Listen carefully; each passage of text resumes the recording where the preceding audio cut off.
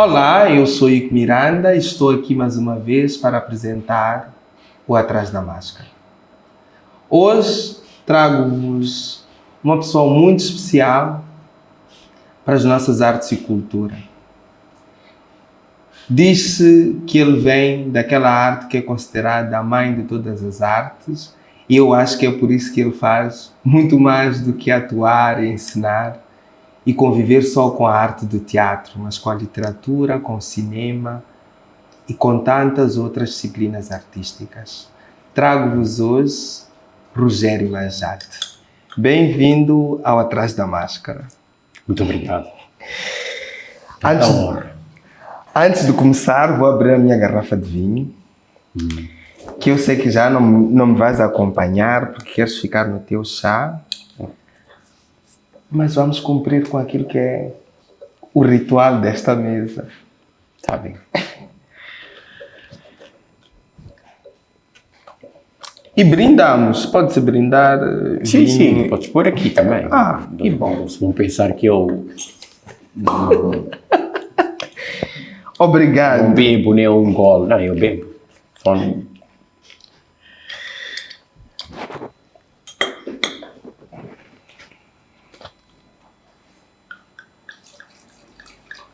Ok, tá bom. Obrigado.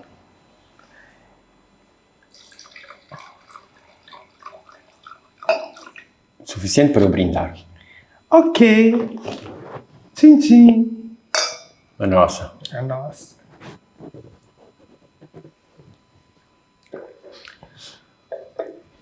Rogério, tu és uma pessoa muito especial, sabes disso? Não sei. Mas eu vou deixar ficar que és muito especial, principalmente hoje para esta geração de novos atores que passam ou artistas de teatro que passam pela academia.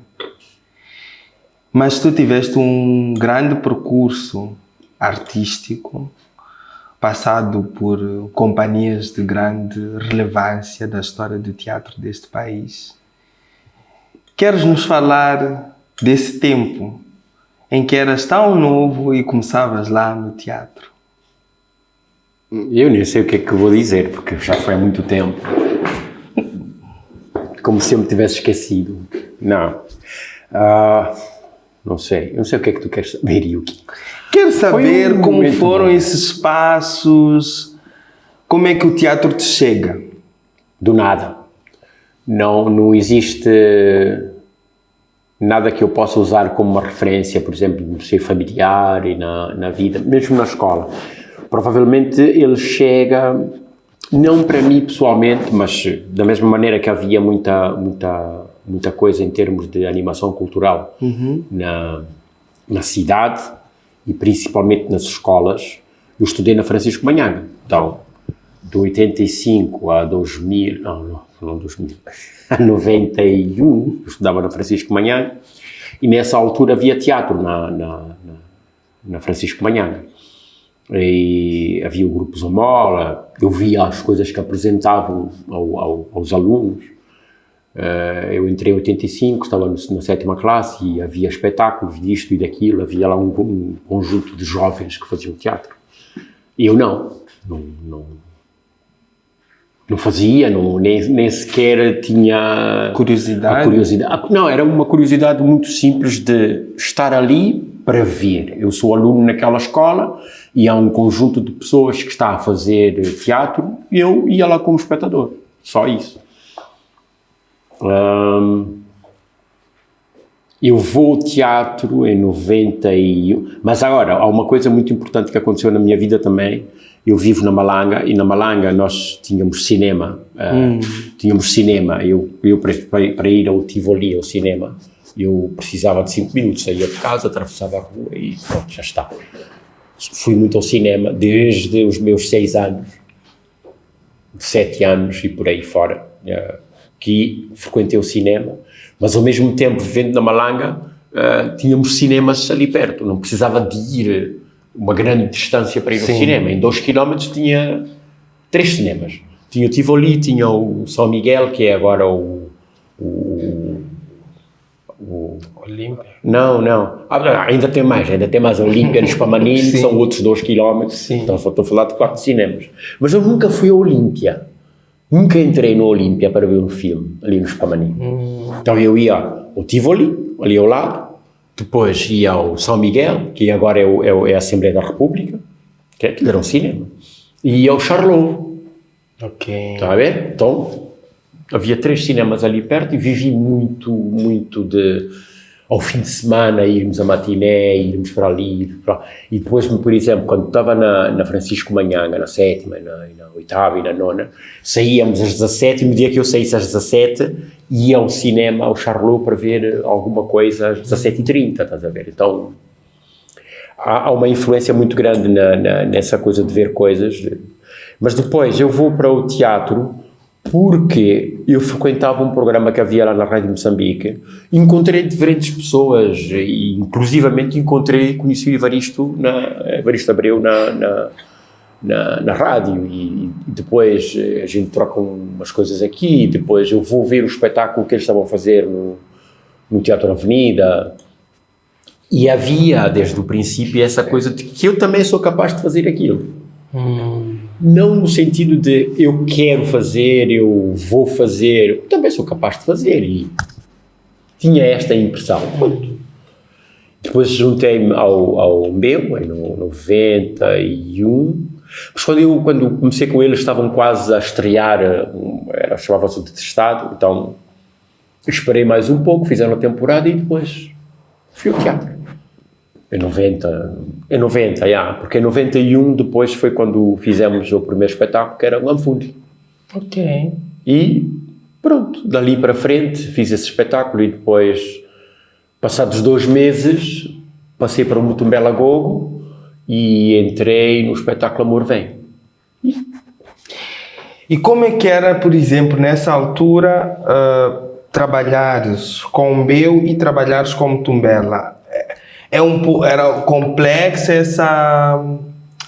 essa forma de trabalhar, tendo em conta que houve uma altura, por exemplo, eu quando entro para o teatro sentia um pouco isso, que se eras de um grupo tinhas que ficar realmente naquele grupo. Em algum momento era uma coisa muito simples, porque eu trabalhei durante um ano, todo o ano de 90, estava a trabalhar, a aprender como andar, como isto, como falar, como contracenar, como tudo, estava a aprender, tudo. Era para aprender. Só que eu tinha uma grande vantagem na relação com o trabalho, porque eu me dava todo, ok? E tinha uma relação também nas coisas de interpretação, minha criatividade, imaginação, eram coisas que eu rapidamente assimilava as coisas e avançava. Então, por exemplo, quando fizemos o Anfunda, foi uma surpresa para uma grande maioria das pessoas, não é? Ui, quem é aquele miúdo que está ali? Tanto que nós fizemos o espetáculo em janeiro e em fevereiro chamaram-me, porque iam começar Amor Vem, não é? Até aquele momento não me conheciam, porque não havia nada. Pronto, terão ido ver um outro ensaio em novembro, dezembro, o Henning, a Manuela. Sim. E depois, pronto, em fevereiro, depois de um mês de fazer a temporada, chamaram-me. Eu fui fazer Amor Vem. Era difícil num certo sentido em que eu, no meu, estava num processo de aprendizagem. Onde tinha o Evaristo, que corrigia isto, ensinava isto, fazíamos exercícios disto, e estava ali com o Evaristo, com a Isabel, com a Eliot. Não, Eliot não estava. Yolanda, não, também não. Era o Helder, o Sérgio. Magacela, não, essa gente toda é nova, é mais nova ainda, ok, dito assim. Estava a Isabel, mais algumas pessoas, das pessoas que estão no meio agora, a Yolanda entrou mais tarde. Então lá fizemos o Anfunda e a grande diferença é que no Mutumbela estavam aquelas pessoas que eu olhava para elas, para as quais eu olhava e tinha ali uma admiração E passados 2 meses estava a partilhar palco com eles. E não estavam ali para me ensinar nada a eles. Estávamos ali para Fazer coisas. E até era engraçado, porque com o mesmo Evaristo, que quando estamos no meu, ele está ali como meu ensinador, ali está como meu colega. Então, tinha que me virar, tinha que me arranjar, tinha de ir aprendendo as coisas. Pronto, saí em breve, fui aprendendo, fui avançando. E não foi assim muito fácil por causa disso. Okay? Estás de repente a trabalhar com as pessoas que tu cresces a ver e cresces a acompanhar, e vês na televisão, vais ver o espetáculo delas, então, só isso. Mas depois, muito rapidamente, entrei e habituei-me ao próprio trabalho. Por exemplo, lá no Mutumbela eram os ensaios praticamente todos os dias, por exemplo, no meu era 2, 3 vezes. Foi um período muito bom para mim, porque na mesma altura que eu entro no Mutumbela, eu entrei na universidade para estudar agronomia, estás a ver? Então, era todos os dias das 7 às, sei lá, 15, um dia às 16, outro dia não sei o quê, ia à universidade, depois às 16 ia para ensaiar com o Mutumbela, saíamos às 19, entrava para ensaiar com o B. Para mim foi um processo muito simples, não tinha complicações nenhumas, porque eu estava ali a trabalhar com umas pessoas, mas depois havia o espaço onde eu tinha toda a liberdade do mundo para experimentar coisas, para fazer coisas, estava com os meus. No Mutumbela estava com aqueles lá do Mutumbela, eu no meu estava com os meus. Uau. E fazia um tipo de coisas que até me interessava mais, porque a nível estético o que estávamos a fazer era bem diferente do que se fazia com o Mutumbela. Então, só para teres uma ideia, quando fizemos um Anfundo, era a música, o movimento, era mais isso, em termos de estética e de a forma de trabalhar. Depois fizemos Chuva. Então eu, ao mesmo tempo que estava a fazer Amor Vem, estava a fazer Chuva. Uau. Então, estava nos 2 grupos. Eu entrava no Teatro Avenida às 15 ou às 16, saía às 21. Todos os dias. E depois, no dia seguinte, às 7, às 8, estava na universidade, e depois, pronto, era assim a minha vida. Ao sábado e ao domingo, quando começasse o espetáculo, estava ali a fazer espetáculo. Foi um período muito bom, muito tranquilo, assim, de aprendizagem, de experiências, e depois ir para festivais aqui, ir para festivais ali. Então, por isso mesmo que em algum momento, a minha relação com a agronomia ficou ali, sabe? Porque estava a fazer uma coisa que me fascinava, que tinha muito mais interesse. Então havia uma competição entre as duas coisas. E fui para o teatro. Uau! Rogério, o meu é um grupo de teatro com grande relevo na história do teatro, até porque acho que tinha essa abertura que tu bem nos contaste aqui, né? E há essa ideia de que também era um viveiro. Sim. Eu não diria que talvez seja um viveiro do Mutumbela, mas era um viveiro até para aquelas pessoas que estavam lá para experimentarem coisas e porem suas ideias em prática. E às vezes a sensação que tenho é que o teatro que se fazia nessa altura era um teatro que também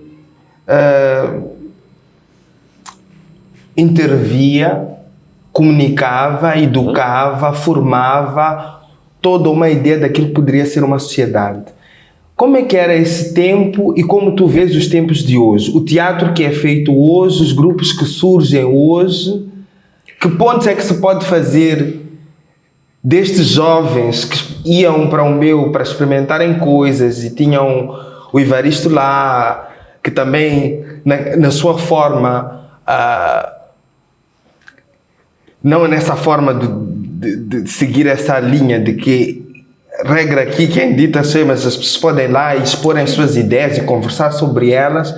Como é que tu vês os grupos que começam a emergir hoje? faltou-lhes o quê? Vamos voltar mesmo para esse período aí em que a estética, por exemplo, do trabalho do Evaristo era totalmente diferente do que se fazia no Mutumbela. Era mesmo uma coisa para aqui e outra coisa para lá. Inclusivamente, se olha os espetáculos, por exemplo, o Anfunda, de Chuva, o Dançarino, mas também quando ele chega ali, em algum momento, há ali fica ali um bocadinho a deriva e vai buscando novas coisas, mas pronto, é natural que haja isto, que onde os principais trabalhos, alguns dos trabalhos mais importantes que se fizeram são aqueles lá, e não tanto os que depois continuaram. O que surgiu, entretanto, é que o Umbeu começou a ter uma identidade, começou a ter ali um peso naquilo que estava a fazer. E depois ficava sempre aquela coisa de que vão tirar os atores daqui para ir para o Mutumbela como se estivesse sempre a desfazer, não é? Não sei o que é que depois houve ali uma conversa, olha, nós somos Umbeu, os outros são Mutumbela Gogo, pode haver esta relação em algum momento, mas depois, por exemplo, por causa do próprio ritmo do trabalho e as coisas, eu acabei por fazer os espetáculos até 94, eu fiz mais 2 ou 3, acho que o último foi o Dançarino, mas eu continuava a colaborar com o Beu, eu ia lá aos ensaios, estava lá, não uma coisa formal de assistente de encenação, nem coisa parecida, mas eu estava lá e dava a minha opinião, dizia as coisas que quisesse. Inclusivamente, cheguei a entrar noutros espetáculos quando alguma coisa acontecesse. Fiz Joaquim Chofer, porque alguém não podia. Acho que fiz a chegada do vizinho, porque alguém não podia. Mas ok, precisamos de ti, eu ir lá ensaiar um dia. Houve um dia que eu saí de casa às 12 e às 14 estava a fazer o espetáculo de Joaquim Chofer. Porquê? Porque eu via os ensaios, via todo o trabalho de montagem, porque eu continuei a acompanhar, eu continuei a pertencer ao grupo até, sei lá, 98 ou 99, eu estava ali a trabalhar com eles. E depois, quando há esta ideia de que, olha, pá, Mbeu é Mbeu, Mutumbela é Mutumbela, estamos aqui todos, não que houvesse alguma guerra, coisa assim, mas mais no sentido de haver uma continuidade no trabalho que estava a ser feito no Mbeu. E uma das grandes vantagens que nós tivemos é que tínhamos referências, ok? Aquelas pessoas do Mutumbela, ou o trabalho que estava a ser feito no Mutumbela, criava por si próprio uma referência para estas pessoas que estavam ali. Pronto, depois surgiram não, havia muitos outros grupos e a nível da atividade teatral era muito grande, né? Era muito, muito mais forte do que é hoje. A Casa Velha era a Casa Velha e tinha espetáculos, ok? O grupo tinha espetáculos a correrem. Havia espetáculos a correrem no Teatro Mapico, na Casa Velha, semanalmente.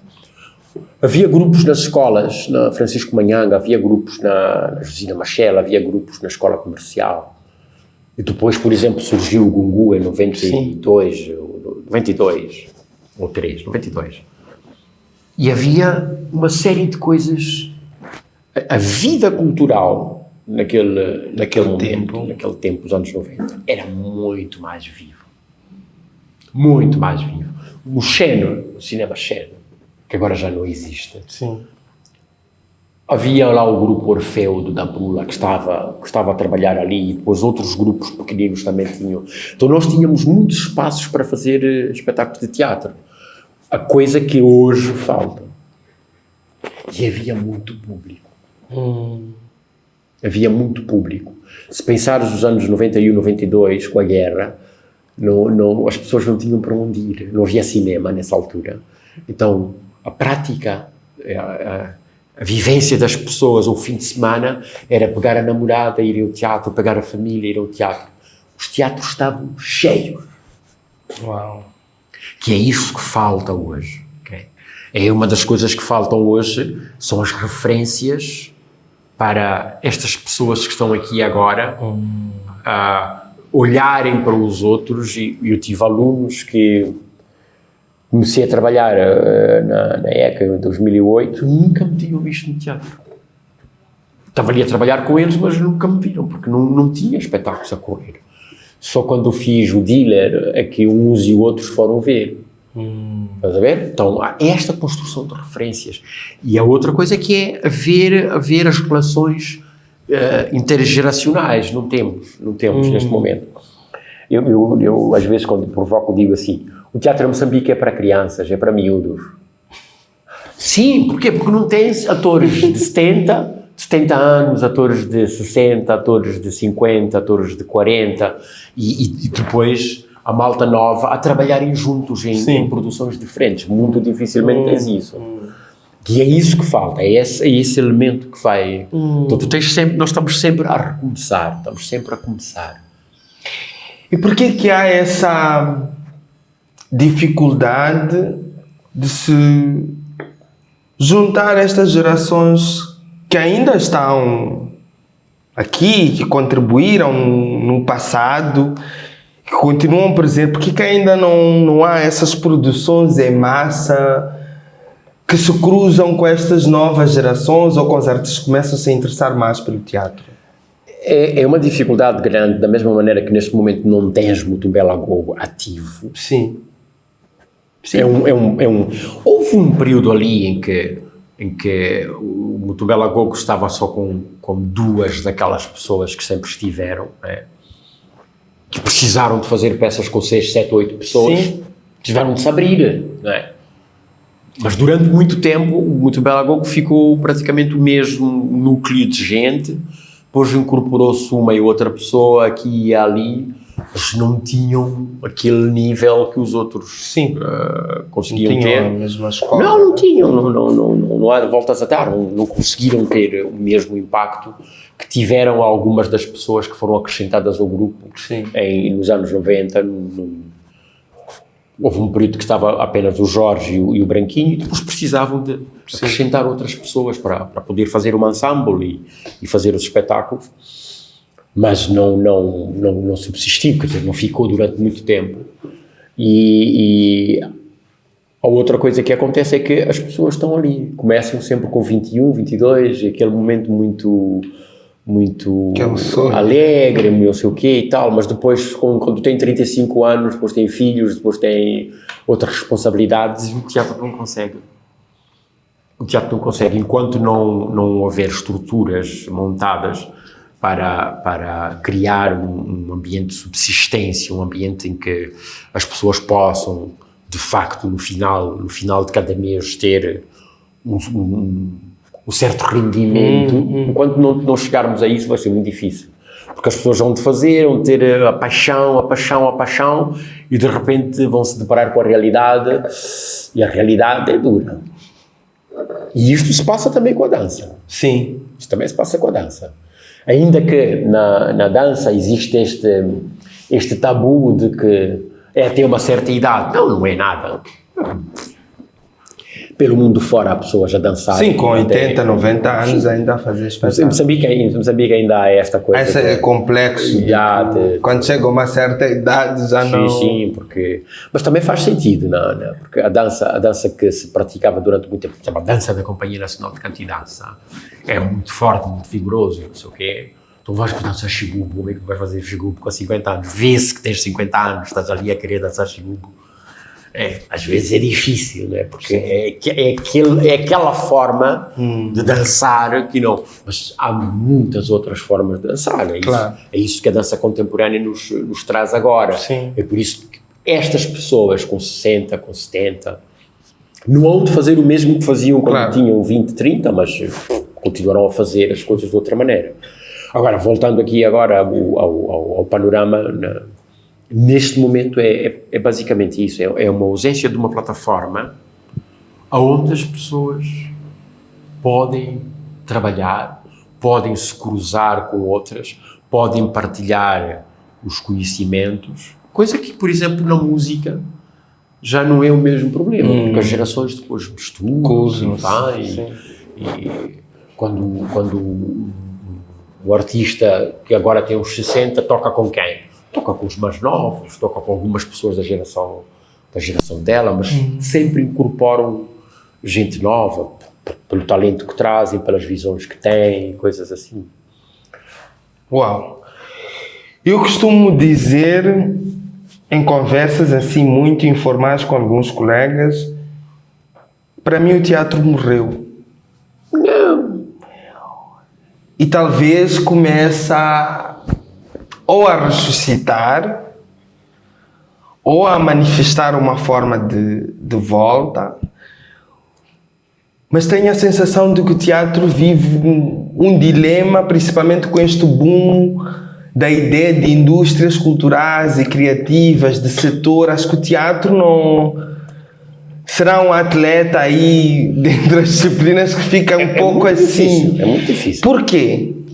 É difícil porque o teatro não tem outro tipo de registro, não é música que tu juntas as pessoas, vão para o estúdio, gravam e aquilo depois passa na rádio, passa na televisão. A música invade os espaços, percebe? Invade a internet, a música invade a tua casa a partir da televisão, a música invade a partir da rádio, né? E por outro lado também, a música vive de outros subprodutos. Sim, claro. As pessoas da música trabalham no teatro, as pessoas da música trabalham no cinema, as pessoas da música, pronto, nem todas trabalham nas diferentes coisas. E depois o teatro e a dança, o espectador tem de ir lá. Está a ver? O espectador tem de lá ir, tem de ir ao teatro, tem de ir ver aquele espetáculo. É ali agora. Quantas pessoas vão, ok? Esse é que é o problema. A grande diferença, por exemplo, o cinema depois vai fazendo o seu trajeto, tem outros meios para se mostrar, né? Apesar de ser uma coisa muito mais cara. As artes plásticas têm outras maneiras de se mostrar e de funcionar. Existem pessoas que não precisam fazer exposições. Fizeram o seu nome nas artes plásticas, continuam a pintar, continuam a desenhar, continuam a fazer as suas esculturas e vendem. Tem um ateliê que está aberto e as pessoas vão lá, vão à procura do trabalho daquela pessoa. E ela também vai fazendo o seu trabalho e vai encontrando. Mas o teatro é feito num espaço com uma certa dimensão, com um certo tamanho, que precisa de umas cadeiras e um espaço para as pessoas se sentarem e verem. E agora, quando eu entrei para aqui, já que estamos aqui na 16 Net, onde é que nós vemos o teatro hoje? Nós agora vemos o teatro na 16 Net. Nesta sala. Vemos o teatro na Fundação Leite Couto, vemos o teatro no Instituto Guimarães Rosa. Muito dificilmente vamos ao Teatro Avenida, muito dificilmente vamos ao África, muito dificilmente vamos a outros lugares tradicionais de teatro. Sim, o Scala agora fez umas coisas, mas nunca tinha explorado. Sim. Não há ali uma agenda que está aqui, olha, nós estamos aqui, estamos a fazer isto. O franco-moçambicano é um lugar multidisciplinar que de vez em quando tem uma coisa aqui e outra ali, mas eles não têm esta preocupação de que temos de ter sempre espetáculos de teatro e espetáculos de dança a correrem no seu espaço, está a ver? Uau. Tirando os festivais, que às vezes vão para ali e coisas assim. A Casa Velha agora está a ser reativada e ainda bem, mas não há uma cultura, não há uma agenda. Mas os atores não formaram público para o teatro? Ou ele dependia dessa época em que não havia muita coisa para se fazer e as pessoas iam ao teatro? Onde é que a coisa aí... Porque às vezes fica essa discussão, por exemplo, agora houve um festival que foi o Maputo em Cena e eu estava fora, mas eu ouvi dizer que, por exemplo, o Mtumbela repôs os meninos de ninguém e a sala grande do franco-moçambicano está lotada. Sim. Então, pode-se pensar, o público tem sede de ver teatro. Será que é por aí? O que será? Também houve muitas pessoas até que foram ao espetáculo por aquilo que o espetáculo representa. Esse saudosismo. Eu não estive no dia do espetáculo, então não consigo dizer, por exemplo, qual era o público que estava lá. Podia haver muitos jovens que estavam muito interessados. Até falei com alguns alunos que quiseram ir ver, porque ouviram falar e falou-se muito, e fala-se muito, eles estudam história e fala-se desse espetáculo. Então, vão lá para ver, vão lá para perceber o que é. Mas também eu sei que houve muitas pessoas que tinham visto nessa altura, que foram lá para ver, quer dizer, porque é um espetáculo que teve uma importância muito grande em termos estéticos e o impacto que teve na própria criação teatral. E por acaso foi muito a pena, muito grande, porque aquele espetáculo, aquele tipo de espetáculos, de alguma maneira, era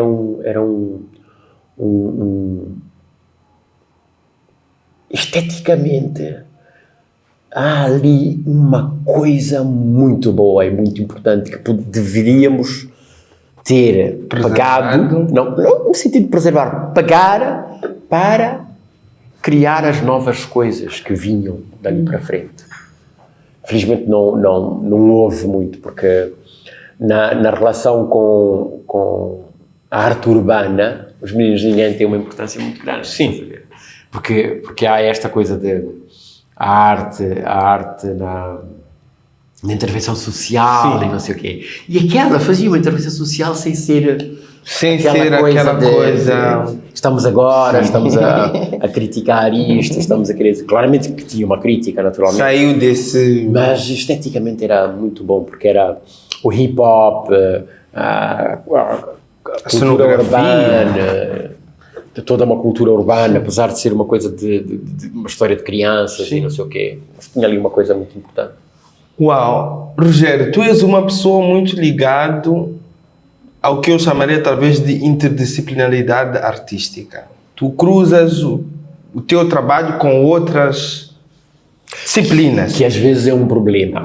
Que pode ser, exatamente. Que às vezes pode ser um problema, mas que também me faz pensar sobre essa ideia que o teatro pode ser a mãe de todas as artes. Será que não é essa influência do teatro que faz com que se cruze com outras disciplinas artísticas? E, por exemplo, quando eu penso no trabalho do meu, naquela altura, das poucas coisas que eu tive a oportunidade de ver, foi dos poucos grupos. Eu lembro que uma das peças que eu vi que o Evaristo tinha dirigido era Nós Matamos o Cão Tinhoso. E isso trazer... é 2010 ou sim. 2011, 12. E trazer as máscaras do Mapico para o teatro.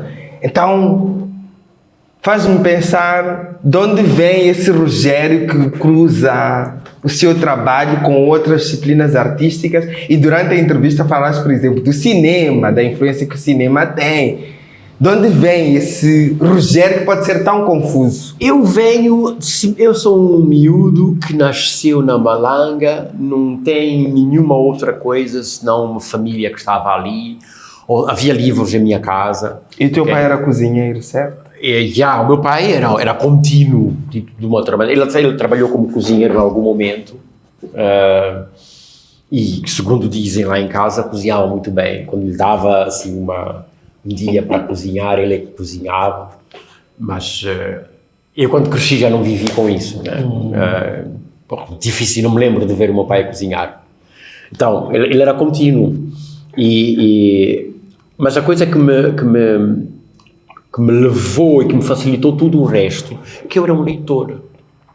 Daqueles anos 90, 80 e não sei o quê na escola, e não sei o quê, os livros que havia em casa, o leitor que eu fui formando, é o mesmo leitor que me faz trabalhar no teatro, e aquelas coisas que eu estou a viver no teatro, ou que me pedem para eu fazer no teatro, era fácil porque eu era um leitor. Eu era um leitor. Então, aquilo que era dificuldade para uns, para mim não era, porque eu era leitor, eu tinha lido as coisas de Jorge Amado para aqui, não tanto os dos Saramago, mas as coisas que havia da literatura que tinha que ver com a idade e o tempo onde eu estava. Eu comecei a ler os Craveirinhas, por exemplo, na 9ª classe, e não sei o quê, tinha ótimos professores e coisas assim. Eu comecei a ler uma série de coisas e fui andando. A coisa mais importante para mim é ser leitor. E essa relação com o teatro, eu sendo leitor, e depois, não é que tenha totalmente influência, não é? O facto de eu trabalhar com pessoas que eu sei que são escritores. ok? E ler os livros dessas pessoas e estar ali com elas, e não houvesse uma coisa muito marcante, né, em termos de influência, mas as coisas que fazíamos também, algumas delas, eram a partir de obras literárias. Então, esse passo e essa relação com as coisas foi determinante. Estás a ver? Foi determinante. Uau! Ok. A produção sempre prepara uma surpresa que eu nunca sei. É um cheque de quanto? Não sei se é um cheque. Ok. Mas sempre tem alguma coisa aqui. Ser um cheque, então. Não, acho que não. Okay. Acho que não. Ok, vamos lá ver o que eles têm aqui. Rogério, já deste vida a personagens, poesias, contos e até coelhos. Se tivesses de escolher entre nunca mais escrever, nunca mais atuar ou nunca mais lecionar, o que deixarias escapar? A caneta, o palco ou a docência? Se não quiser responder, temos esses shots e livras da pergunta. Não sei, eu de atuar já estou livre. Ok? Eu agora, uma boa parte do trabalho que eu faço é de encenação, é uma dramaturgia aqui, coisas assim. Como ator, a última vez foi em 2019, quando fizemos Incêndios. Incêndios, sim. E eu depois, como só fiz até dezembro, já não continuei. Foi aí, já foi há 5 anos. Ok? Depois, antes disso, mesmo quando depois me convidam para fazer, eu digo, olha, eu não trabalho no teatro há anos. Há anos. A última coisa que eu tinha feito tinha sido 2010 eu fiz o Dealer. Sim. Em 2012... Dealer foi o espetáculo que fizeste em casa. Eu fiz em casa o Dealer, que é parte do Dealer, né? Se chama Dealer, na Solidão dos Campos de Algodão, que tinha feito em 96 com ele e Horta. Sim. Que até tínhamos levado para festivais e coisas assim. Então, quando fiz o Dealer, foi o último espetáculo que fiz em Maputo. Já é isso? Sim. Ok. Não, sim, o Dealer foi o último. Porque até antes fomos fazer na Alemanha com Fakir, fomos fazer 2 Perdidos numa Noite Suja no festival lá. E foi das últimas coisas que eu fui fazendo. Depois ainda entrei numa pequena peça na universidade, quando eu fui estudar, em 2011, 2012, era um pequeno projeto de uma aluna que estava no 4º ano, e ela tinha trabalhado comigo, né? Quando eu fiz o meu trabalho de encenação, eu fiz um espetáculo para um festival, e eu trabalhei depois como ator para a peça dela, um pequeno monólogo, uma coisa assim pequenina, de 15 minutos para aí, sobre um moçambicano que estava lá como imigrante e coisa assim. Então, a coisa que eu não daria, porque é a coisa mais fácil de fazer, é escrever. Sabes porquê? É uma caneta e papel. Mas também não é um trabalho solitário. Eu sinto que o trabalho de escritor é um trabalho muito só. Isso não é a escola de teatro. Mas estás a ver, estou sozinho. Não dependo de ninguém, não preciso de criar relações, não preciso de muita coisa. É daquelas coisas que muito facilmente se faz. Muito facilmente se faz. A escrita tenho papel e tenho uma caneta, um lápis, seja lá o que for. Ainda que os jovens agora estou sem computador, não sei o quê. Como se o computador fosse quem escreve. Como se fosse isso. Houve gerações, estou a falar mesmo de muitas gerações, que escreveram sempre uma caneta, um lápis, um papiro, desde lá o tempo do papiro e não sei o quê, que foram escrevendo dessa forma até haver a imprensa, mas as pessoas só iam à imprensa como última coisa. A imprensa era a última coisa. A máquina de escrever era a última coisa, era quando a pessoa estava a fixar o texto para depois entregar a não sei quem, que há de depois levar para não sei aonde, para que outra pessoa também transcrever e fazer... Não perguntas todas as pessoas que escreveram nos anos 80, não tínhamos computadores, ninguém tinha computador. Ninguém tinha computador. Eu próprio escrevia à mão, papel... Mas é isso muito interessante, porque eu sinto que vocês tinham o domínio da escrita e hoje, com todos esses acessos, nada se escreve. Não, Ou pouco se escreve. Escreve-se. Ou pouco se escreve. Não, escreve-se. Surgiram um bocadinho mais de escritores nos últimos anos, inclusivamente. Há pessoas interessantes, há pessoas que eu não conheço, ainda tenho que ler uma boa parte das coisas que foram saindo. Podia ser mais, ok? Eu costumo dizer assim, esta geração é Z, não é? Sim, a geração. A Z e mesmo a anterior, as pessoas nascidas nos anos 80, são as pessoas que mais escrevem. Uau. Ok? São as pessoas que mais escrevem. A minha geração, nós só escrevíamos na escola. Nós só pegávamos caneta para escrever na escola. Mas esta geração... Para chamar a namorada, escreve as mensagens, SMS, os e-mails, não sei o quê, os comentários os Facebooks, não sei o quê, é tudo escrita. Agora, qual é o nível de escrita? Então, é também a geração que mais lê. Só que, o que lê? O que é que lê? A maior parte das coisas é lixo que lê. Ok? Se olhares bem, esta geração lê mais, escreve mais. O exercício de pegar numa caneta ou de teclar produz mais esta relação da palavra nesse sentido. Mas só que é uma palavra vazia, uma palavra sem uma reflexão, sem esta coisa de ir profundamente para dizer uma coisa. Ok? Uau. E depois, ao mesmo tempo, se olhares para as pessoas, há uma boa parte das pessoas já tive pessoas que me abordaram, e tal, já sei que é escritor e não sei o quê, quero que leias umas coisas, não sei o quê, não. Ok. Às vezes querem me dar um calhamaço, escolha 10 poemas. Quando me dão, eu fico chocado, quer dizer, ok. São as coisas que escrevem no Facebook e depois têm uns likes, depois pronto, acaba aí. Acha que é já perguntei, ok, o que é que tu leste afinal? Eu nunca leio nada. Lê as coisas do Facebook, escreve as coisas do Facebook, tem uma audiência lá. Tem, mas às vezes são coisas totalmente vazias, totalmente sem reflexão nenhuma, sem nenhuma profundidade. Uau. Então, mas são os tempos. Digo, a resposta é essa, é escrever. Eu não deixo, apesar de eu até não estar a escrever coisas novas, eu não escrevo coisas novas. Tudo o que eu publiquei até 2022, 2023, eu escrevi. Eu escrevi nos meus tempos áureos.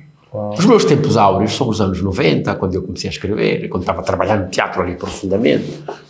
Depois, as coisas foram sendo publicadas. Eu fui reescrevendo, sou um reescritor. Okay? Uau. Fui reescrevendo as coisas. Eu posso-te mostrar os originais das coisas todas, eu escrevi. Agora falta-me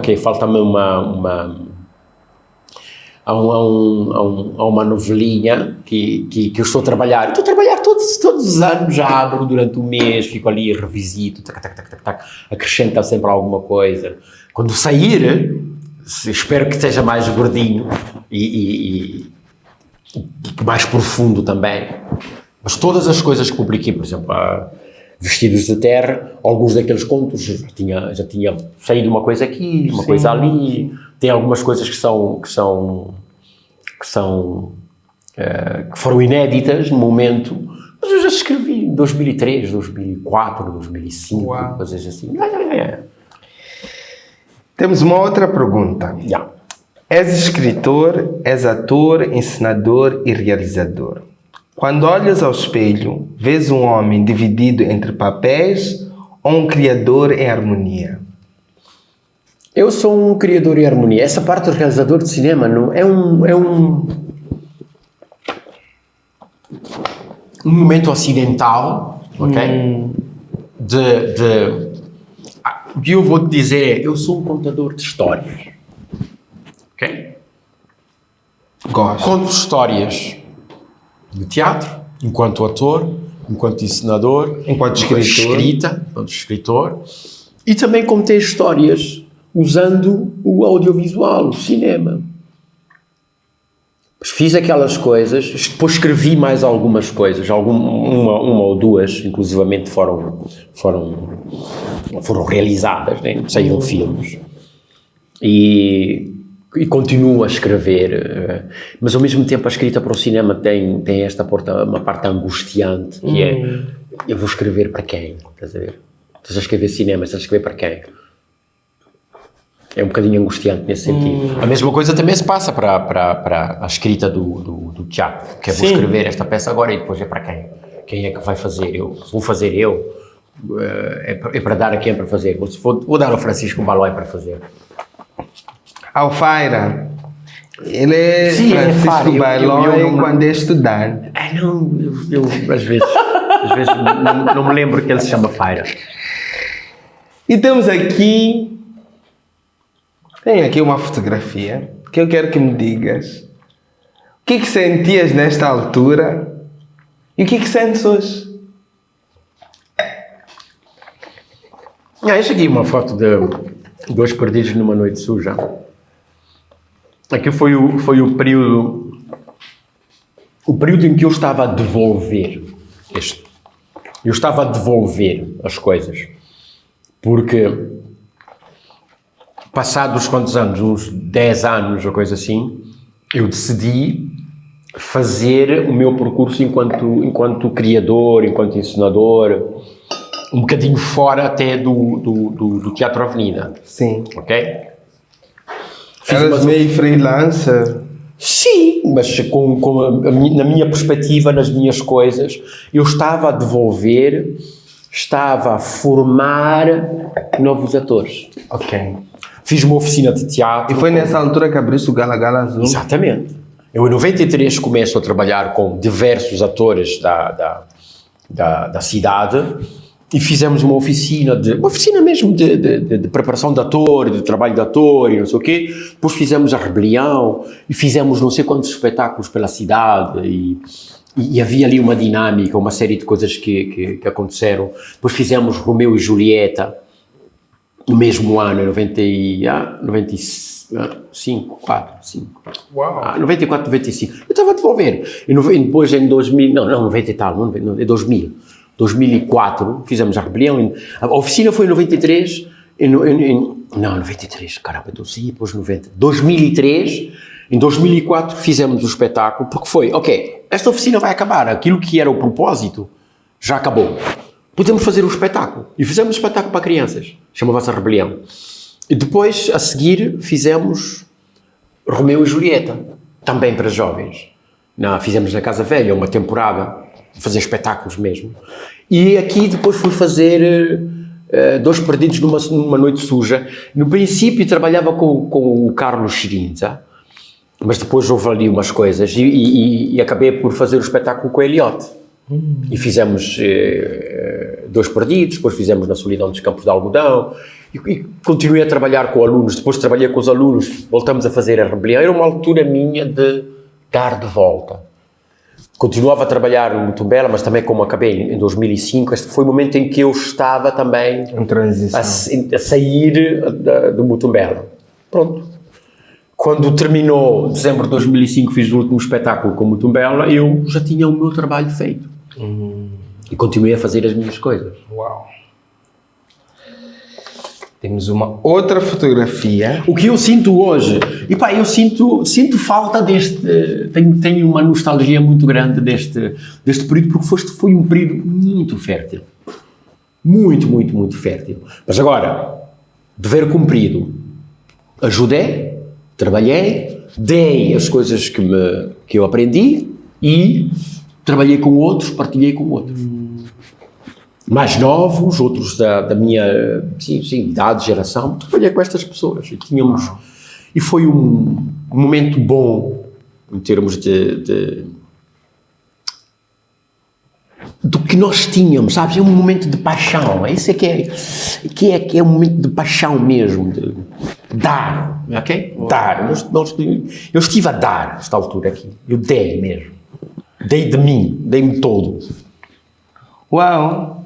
As pessoas de teatro amam aquilo que fazem. Espero eu. Acho que sim. Temos esta outra fotografia. Esse é Na Solidão dos Campos de Algodão, é um espetáculo que veio logo depois deste, Bernard-Marie Coltès. Aqui eu estava a experimentar umas coisas que têm a ver com um trabalho sobre texto, sobre a palavra, um texto bastante difícil e complicado e complexo. A propósito, eu agora vou fazer o dealer, okay? Estou a ensaiar agora, vou fazer o dealer para uma coisa fechada. Okay? Por que vai ser fechado? É uma coisa fechada, é uma coisa simples, onde não vou fazer todo o dealer completo, vou fazer apenas 20 minutos, que é para apresentar no Dia da Filosofia. Okay? Tem um convite de colegas, professores também, de filosofia, que é para fazer uma coisa para criar o debate filosófico. Uau! A minha proposta foi fazer uma coisa de teatro. Então vou fazer... Fiquem atentos. Não há mais nada. Fiquem atentos. Não há mais nada. Esse convite. Não há mais nada. É no âmbito da escola, é uma coisa na escola e uma coisa fechada com miúdos da escola secundária e não é mais do que isso. Mas nós temos saudades de te ver de volta.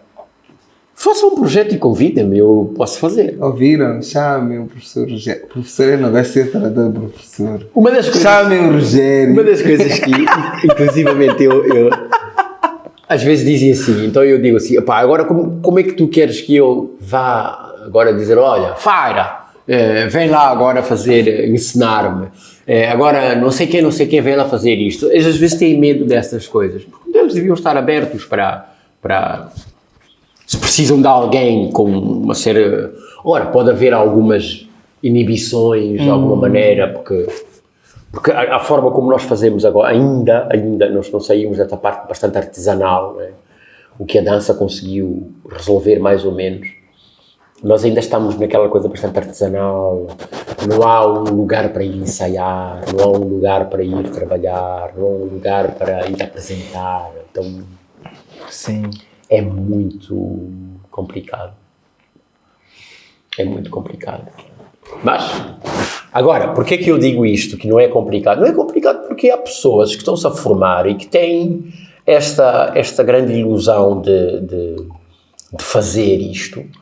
E a outra coisa que é importante é que está a haver outras maneiras de fazer as coisas. Ok? Estes diálogos do teatro que é aplicado e do teatro que é o convencional, que quer ter uma relação criativa com o teatro, com o espectador, e este teatro que quer cumprir uma função social, o que tínhamos de conseguir era fazer um teatro aplicado ao desenvolvimento, onde existe algum dinheiro e este dinheiro depois vir alimentar esta parte artística que está disponível, que precisa de dinheiro.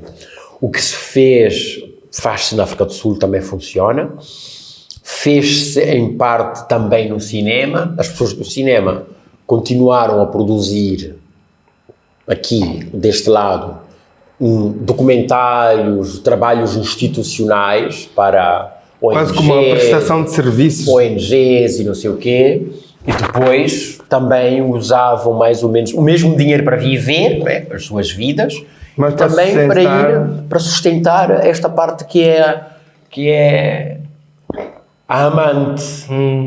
Aí como o Chekhov que dizia que ele tinha uma mulher e tinha uma amante. Tinha uma mulher que era...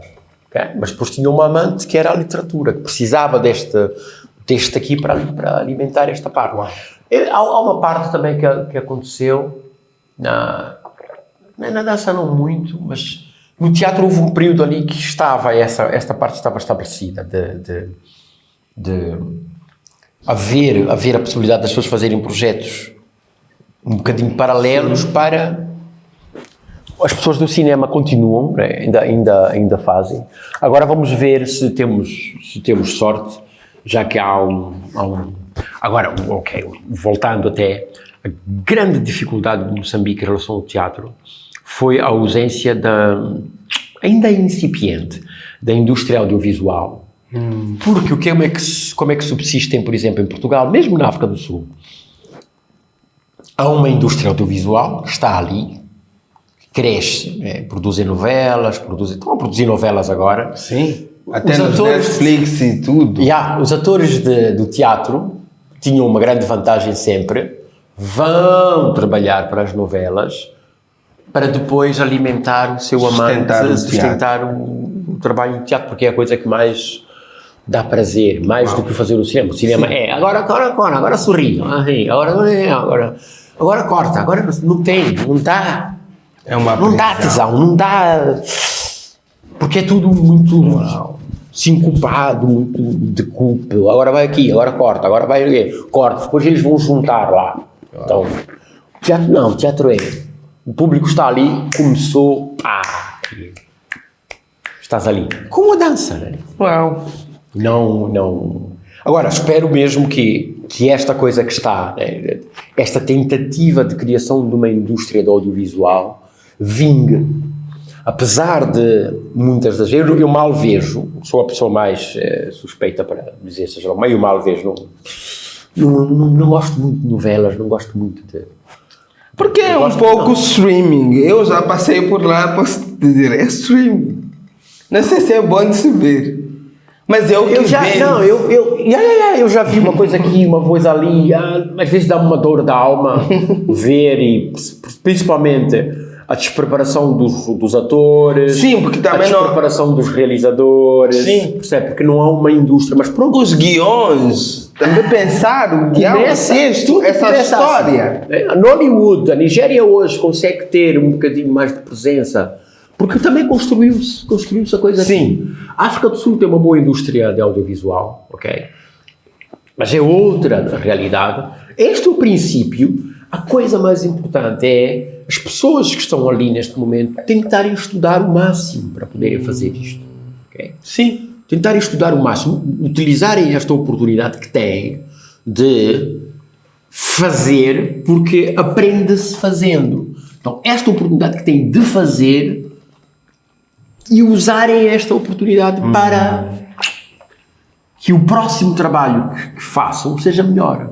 Agora estão a falhar, mas da próxima que falhem melhor. Uau, gosto disso.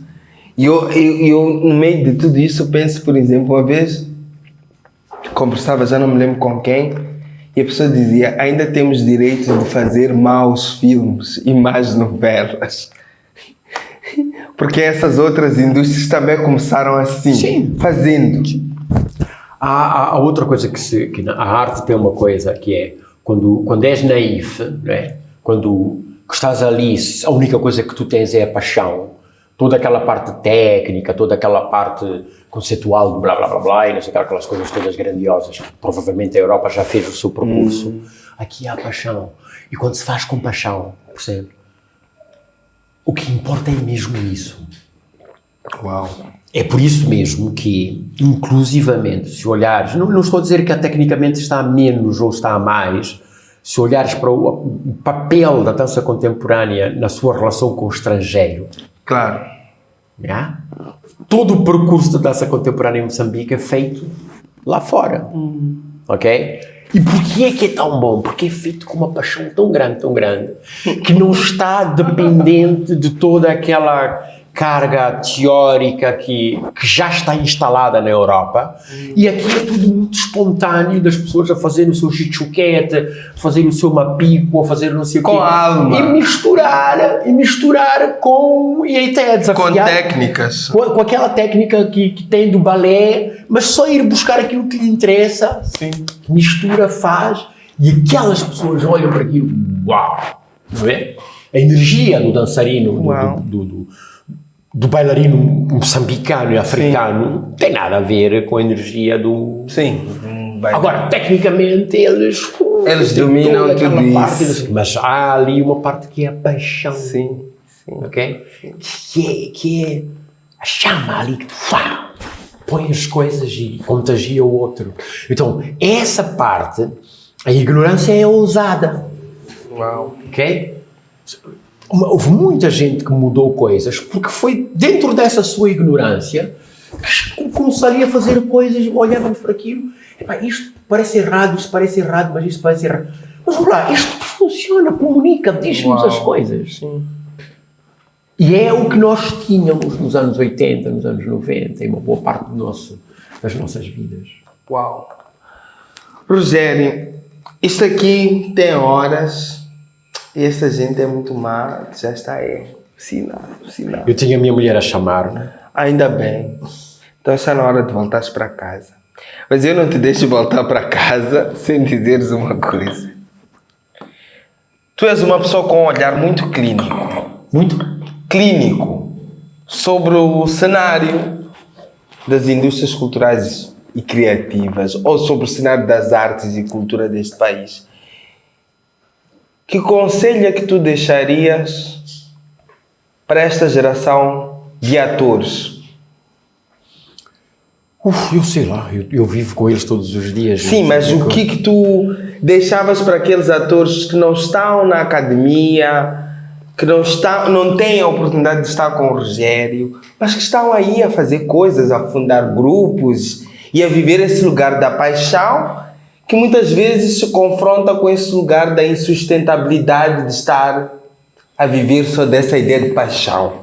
A perseverança tem que estar lá presente, não é? Mas uma das coisas que às vezes até falta é... Eu quando olhei para os primeiros alunos que tivemos, eu disse, caramba, se eu tivesse tido esta possibilidade, quando eu tinha a idade deles, quando eu entrei como Tubela, e trabalhar com aquelas pessoas, se também tivesse tido a oportunidade de fazer uma formação, porque há uma série de coisas que nós vamos fazendo às cegas. Sim. Que levamos 10 anos para construir, quando tu vais à escola levas 3. Estás a ver? Mas quando tu vais para o mercado de trabalho, estás ali a trabalhar, tu tens esta vantagem de que estás a fazer. Mas há uma série de outras coisas que tu vais falhar e vais levar muito tempo até tu perceberes do que é, como é que funciona, onde é que estás a falhar, porque é que estás a falhar, seres capaz de perceber toda a parte conceitual do que estás a fazer e não sei o quê, e lidar com a parte teórica da coisa. Mas, agora, o facto de teres estudado e não sei o quê não vai resolver os problemas se tu não fores também criativo, imaginativo, teres a paixão, teres a entrega. Não vais conseguir. Houve muitas pessoas que foram formadas, mas que não conseguiram. Encontraram esse eu, que é o pensamento daquela pessoa. Não tem. Os atores que foram formados na ECA, há uns 10 ou 15, que têm um trabalho, que consegues perceber que há um valor, que agregam valor no que estão a fazer. Então são estas pessoas que depois permitem dizer, o teatro não está a morrer, está a passar por enormes dificuldades, mas que tem que ver com a conjuntura toda. Tu preparas o espetáculo, levas 2 meses a preparar o espetáculo, depois apresentas aonde? Uma vez. Apresentas uma vez. Apresentas num 2. Centro qualquer. Já, onde só cabem 20 pessoas, onde só cabem 30 pessoas, e depois é preciso fazer todo um percurso no estrangeiro. Que também difícil. A circulação é outra conversa, né? Sim, é um problema é preciso que essa coisa das indústrias culturais, é preciso que haja uma coisa genuinamente correta em termos de criação de plataformas verdadeiras, né? Então intervenção política, mas nós já vimos que nós estamos a reclamar a mesma coisa há muito tempo. Não há uma política cultural. Quais são as estratégias da cultura? Não tem. Uau. Não tem.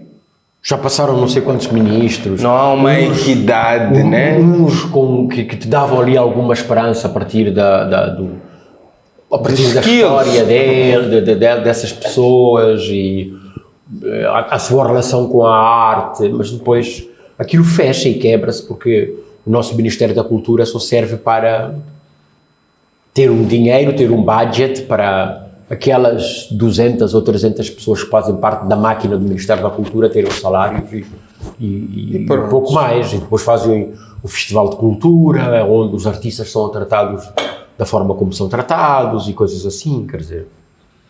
E e a parte folclórica da coisa, né? O Festival Nacional da Cultura é uma coisa folclórica, não é? Se vais ao Festival Nacional da Cultura de Artes, não é? É Festival Nacional de Artes da África do Sul.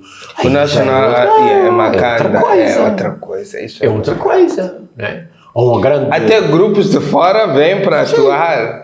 É uma coisa que está ali pensada, um budget, um conjunto de pessoas que pensam naquilo, e é uma coisa que é feita já há muitos anos. Há muitos anos, é verdade. E não esta coisa muito amadora e muito folclórica. Estas coisas folclóricas são muito importantes. Tu criares este espaço e aquelas pessoas que vêm das aldeias que fazem, mas não neste formato de competição e de as pessoas de não sei aonde depois passam para o distrito, depois quem ganha, depois, não. Era fazer uma curadoria, ir buscar os grupos nos diferentes distritos e virem mostrar o seu trabalho, né? E criar condições para que elas continuem a fazer o seu trabalho no seu distrito, não sei o quê. Porque aquelas pessoas, tem uma coisa, das 4 da manhã até às 3 da tarde, estão numa chamba, ok? Depois ali o pôr do sol e não sei o quê, lá se encontram ao fim de semana e fazem o seu mapico e fazem as suas coisas e está a andar. E tem uma importância e uma relevância muito grande para o tecido cultural e para as coisas. Agora, se estou a fazer o Festival Nacional de Cultura, eu preciso de fazer uma coisa um bocadinho mais arrojada. Sim. O dinheiro que se gasta no Festival Nacional de Cultura podia ser aplicado de outra forma, para criar coisas mais... E a outra coisa que falta muito, desculpa-me agora, vou trazer esta coisa, a nossa intervenção, nós enquanto artistas precisamos de ter a capacidade para criar ali uma influência política para que a lei do mecenato funcione. Realmente funcione. Isso para que as leis, a lei do cinema, a lei seja lá o que for, né, e acima de tudo do mecenato, funcione, que haja uma lei que seja a ser aplicada, que a indústria, né, todo o tecido económico e as indústrias, e seja lá quem for, tenham conhecimento e haja um incentivo da parte do governo para que de facto, porque nós não havemos de conseguir, e experiências sobre isso são várias. Sim. Vais para o Brasil, é assim que funciona, vais à África do Sul. A África do Sul é prova disso. Na África do Sul, se não estou errado, os dinheiros que entram dos jogos do azar, das lotarias, totobolas e não sei o quê, uma boa parte daquele dinheiro depois reverte ao financiamento de projetos de cultura. Uau. Temos muito que aprender. Muito obrigado, Rogério, por teres te juntado a nós e por te disponibilizares aqui a termos este momento que para nós é muito importante, principalmente para esta casa que é o 16 Neto, que acolhe artistas de várias disciplinas artísticas e que faz deste espaço um espaço de todos, mas principalmente espaço daqueles que estão a começar. Então, o teu contributo neste momento é muito importante. Eu é que agradeço e sinto-me lisonjeado, de certa maneira, pelo convite e por esta conversa que tivemos. Muito grato. Então, eu convido-os a acompanhar este programa com o Rogério Manjate, que é esta figura incontornável do teatro, mas também de outras disciplinas artísticas, como a literatura, o cinema. E é isso. Partilhem, comuniquem e continuem a acompanhar o nosso programa Atrás da Máscara. Até a próxima edição.